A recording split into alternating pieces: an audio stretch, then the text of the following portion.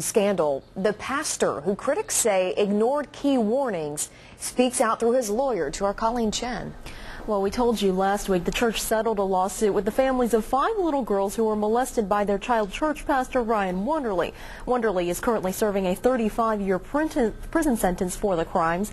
At the time of our story, the lead pastor, who had received reports about Wonderly's inappropriate behavior, didn't want to talk. But tonight, his attorney gives us former pastor Mel McCullough's view. It is not the kind of story any organization, any church wants in its history.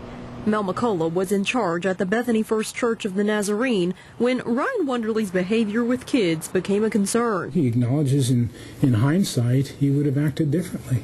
Reports and emails and court documents show McCullough was aware of instances where Wonderly put ice down the pants of little girls and gave little girls wedgies, but did nothing with the information besides putting Wonderly on probation. Mel McCullough did not know, did not believe, did not understand that these reports of boundary violations by Ryan Wonderly were anything more than immature behavior on Wonderly's part. Bill Cathcart represents McCullough and the Bethany First Church of the Nazarene. He says you cannot look at the Wonderly scandal without context. He grew up in that church. His mother worked at that church. They had never seen anything, harmful about him. The people loved him.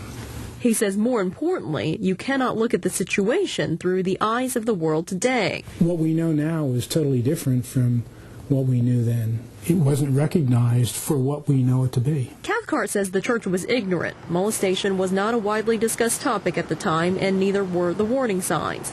That's why he says the reforms required by the settlement, like documenting accusations of abuse and education on the subject, are so important to all parties. The church has accepted responsibility for what has happened. The church is heartbroken. And the attorney says the settlement provides an opportunity for reconciliation and closure for all parties. The amount of the settlement is sealed. Amy? All right, Colleen. And to see all the reforms the church will have to implement because of the settlement, you can head to news9.com/links.